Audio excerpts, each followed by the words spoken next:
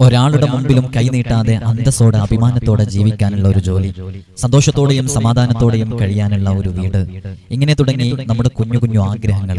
വർഷങ്ങളായി വൈവാഹിക ജീവിതത്തിലേക്ക് പ്രവേശിച്ച് 25-30 വർഷങ്ങളായി മക്കളില്ലാതെ ഒരുപാട് ട്രീറ്റ്മെന്റുകൾ നടത്തി ഒരു കുഞ്ഞിക്കാല് കാണാൻ ആഗ്രഹിക്കുന്ന എത്രയോ ദമ്പതികൾ, വർഷങ്ങളായി വാടകയ്ക്ക് കഴിയുന്ന എത്രയോ ആളുകൾ, ഇങ്ങനെ തുടങ്ങി ഒരുപാട് ആഗ്രഹങ്ങൾ നമ്മുടെ മനസ്സിന്റെ ഉള്ളിലുണ്ട്.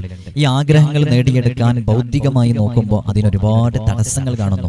സാമ്പത്തികമായ പ്രതിസന്ധികളാകാം, നല്ലൊരു ജോലി ലഭിക്കാനുള്ള അവസരങ്ങൾ നമുക്ക് ലഭിക്കാതെ വരുന്നത് കൊണ്ടാകാം, ആ അവസരങ്ങളിലേക്ക് നമ്മൾ എത്തിപ്പെടാതിരിക്കുന്നത് കൊണ്ടാകാം, വൈവാഹിക ജീവിതത്തിലേക്ക് പ്രവേശിച്ച നമ്മുടെ പ്രയാസങ്ങൾ, നമ്മുടെ ബുദ്ധിമുട്ടുകൾ, ഇതിൽ നിന്ന് കരകയറാൻ സാധിക്കാതിരിക്കുന്ന സാഹചര്യം, ഇങ്ങനെ തുടങ്ങി നമ്മൾ അനുഭവിക്കുന്ന ഒരുപാട് പ്രയാസങ്ങൾ. ഇതിൽ നിന്നൊക്കെ രക്ഷ നേടാൻ പടച്ച റബ്ബിന്റെ മുമ്പിൽ അതിനെ മുഴുവനും ഇറക്കി വെക്കുക, റബ്ബിനോട് വളരെ ആത്മാർത്ഥമായി നിരന്തരം ചോദിച്ചുകൊണ്ടിരിക്കുക എന്നത് മാത്രമാണ് അതിനേറ്റവും നല്ല വഴിയും ഏറ്റവും ശരിയായ റൂട്ടും അത് തന്നെയാണ്.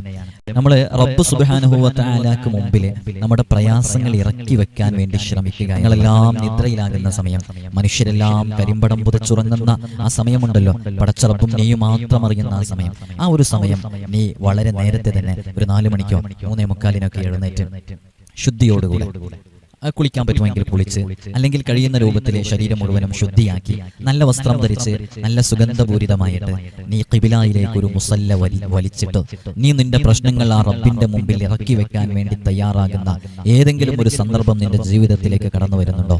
അങ്ങനെ കടന്നു വന്നിട്ട് നിനക്ക് അങ്ങനെ ഒരു അവസരം ലഭിച്ചിട്ട് നീ നിന്റെ റബ്ബിനോട് പറഞ്ഞിട്ട് ആ വിഷയം നിനക്ക് പൂർത്തീകരിക്കപ്പെടാതിരിക്കാനുള്ള ഒരു അവസരം, ഒരു സാഹചര്യം ഉണ്ടാവില്ല എന്നുള്ളതാണ്. അങ്ങനെ നീ റബ്ബിന്റെ മുമ്പിൽ ഇറക്കി വെച്ചിട്ട് നിനക്ക് ആ വിഷയം പൂർത്തീകരിച്ചിട്ടില്ല എന്ന് പറയാൻ സാധിക്കില്ല.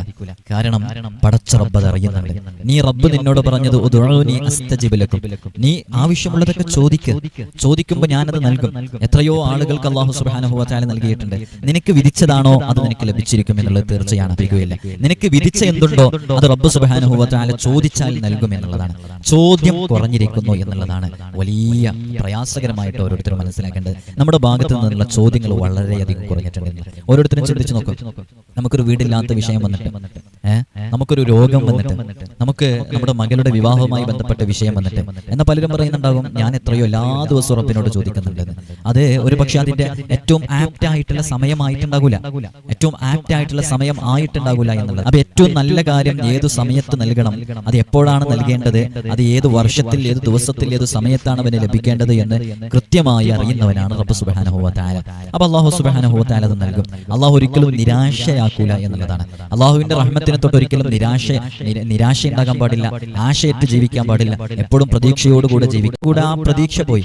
അപ്പൊ ഞാൻ എപ്പോഴും പറയാറുണ്ട്, നമ്മളൊരു അമല് ചെയ്യുകയാണെങ്കിൽ ആ അമല് ചെയ്തതിന്റെ ഉടനെയും അതിനുശേഷവും നമുക്ക് പ്രതീക്ഷ വേണം. ഏത് പ്രതീക്ഷ വേണം? ഞാനൊരു അമല് ചെയ്തിട്ടുണ്ട്, അള്ളാഹു എനിക്കത് പൂർത്തീകരിച്ചു തരും എന്ന പ്രതീക്ഷയിലാണ് ഓരോരുത്തരും ചെയ്യേണ്ടത്. 7 ദിവസം അസ്മാഉൽ ഹുസ്ന ചൊല്ലാൻ വേണ്ടി നിർദ്ദേശിക്കുകയും 7 ദിവസം അവർ അസ്മാഉൽ ഹുസ്ന ചൊല്ലുകയും അവർക്ക് നല്ല റാഹത്തോടുകൂടെ അവർ ഉദ്ദേശിച്ച ആ കാര്യം പൂർത്തീകരിക്കപ്പെടുകയും ചെയ്തു എന്നുള്ളത് അവർ നമ്മെ അറിയിച്ചിട്ടുണ്ടായിരുന്നു. അത് പറയുന്ന സമയത്ത് നമ്മൾ അവരോട് പറഞ്ഞിട്ടുണ്ടായിരുന്നു, ഇൻഷാ അല്ലാഹ് അത് ലഭിക്കും, ഇൻഷാ അല്ലാഹ് തീർച്ചയാണ്, നിങ്ങൾ പ്രതീക്ഷയോടുകൂടെ ചെയ്യുക, ഇൻഷാ അല്ലാഹ് അത് കിട്ടിക്കഴിഞ്ഞാൽ നിങ്ങൾ അറിയിക്കുകയും ചെയ്യണമെന്ന് പറഞ്ഞു. വളരെ പെട്ടെന്ന് തന്നെ കിട്ടിയില്ലേ? അത് ചില വിഷയങ്ങൾ അങ്ങനെ പെട്ടെന്ന് സാധ്യമാകും. എന്നാൽ ചില വിഷയങ്ങൾ കുറച്ച് സമയമെടുക്കും, നമ്മൾ വെയിറ്റ് ചെയ്യേണ്ടി വരും, അല്ലെ? നമുക്ക് പൂർവ്വസൂരികളായ ഒരുപാട് മഹാന്മാര് അവരുടെ ജീവിതത്തിൽ അവരനുഭവിച്ച പ്രയാസങ്ങളിൽ നിന്ന് സലാമത്ത് ലഭിച്ചത് വർഷങ്ങളുടെ നീണ്ട കാത്തിരിപ്പിനൊടുവിലാണ് പലരും അവർ നേടിയെടുത്തിട്ടുള്ളത്.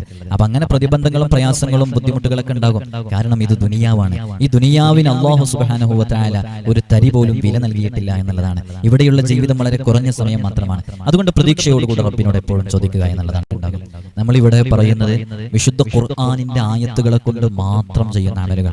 നമുക്കതിനെ സമയമുള്ളൂ. കാരണം ഇവിടെ ഒരാൾ മുമ്പിൽ വന്നാൽ ഒരു 10 മിനിറ്റേ നമുക്ക് ഉണ്ടാകുള്ളൂ. എന്നാൽ ഈ വിശുദ്ധ ഖുർആൻ കൊണ്ടുള്ള അമലുകളെക്കാൾ വലിയ അമല് മറ്റൊരു അമലും ഇല്ല. വിശുദ്ധ ഖുർആൻ അത് ശിഫ ആണ്. മുത്ത് ഹബീബ് സല്ലല്ലാഹു അലൈഹി വസല്ലമ തങ്ങൾക്ക് സിഹ്ർ ബാധിച്ചപ്പോൾ സിഹ്ർ ബാത്തിലാക്കാൻ വേണ്ടി ഇറക്കിയ ആയത്തുകൾ വിശുദ്ധ ഖുർആനിന്റെ ആയത്തുകളാണ്. അങ്ങനെ തുടങ്ങി നമ്മൾ സിഹറുമായി ബന്ധപ്പെട്ട ബാത്തിലാക്കാനുള്ള ആയത്തുകൾ അത് കൃത്യമായൊരു ദിവസം അവരവരുടെ വിഷയങ്ങൾക്കനുസരിച്ച് നമ്മൾ പറഞ്ഞു കൊടുക്കും. അതേപോലെ തന്നെ വിവിധങ്ങളായ വിഷയങ്ങളിൽ പ്രയാസം അനുഭവിക്കുന്നവരുണ്ട്, തടസ്സങ്ങളുള്ളവരുണ്ട്. ഏത് വിഷയത്തിൽ എന്തു പ്രതിസന്ധികളാണെങ്കിലും ആ വിഷയത്തിൽ നമ്മൾ അതിനെക്കുറിച്ച് മനസ്സിലാക്കുമ്പോൾ അവരിൽ കാണുന്ന ആ തടസ്സങ്ങൾക്കനുസരിച്ചുള്ള അമലുകൾ ഒന്നുകിൽ വിശുദ്ധ ഖുർആനിൽ നിന്ന്, അല്ലെങ്കിൽ ഹദീസിൽ നിന്ന്, അല്ലെങ്കിൽ അല്ലാഹുവിന്റെ അസ്മാഉൽ ഹുസ്നയുമായി ബന്ധപ്പെട്ട് ഇത്തരം അമലുകൾ നമ്മൾ പറയുമ്പോൾ ഒരുപാട് ആളുകൾ അത് ചെയ്യണം. വളരെ ആത്മാർത്ഥതയോടുകൂടെ ചെയ്യണം. അതോട്